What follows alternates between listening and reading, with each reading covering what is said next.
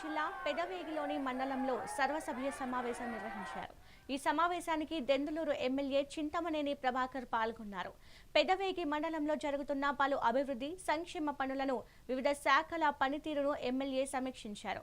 కోట్లాది రూపాయల ప్రజాధనాన్ని దోచిన ప్రతి ఒక్కరి నుంచి ఆఖరి రూపాయితో సహా రికవరీ చేస్తామని ఆయన అన్నారు. పెదవేగి మండలంలో 4 గ్రామాలు పర్యటించాం.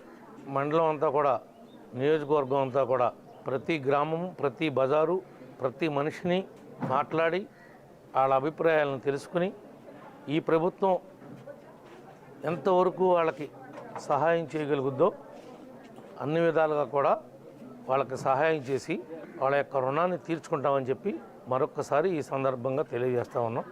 అనేక అవకతవకలు పెదవేగి మండలంలో జరిగినాయి. ఆ విషయాలను కూడా ఉన్నతాధికారుల దృష్టికి తీసుకుని వెళ్ళాం.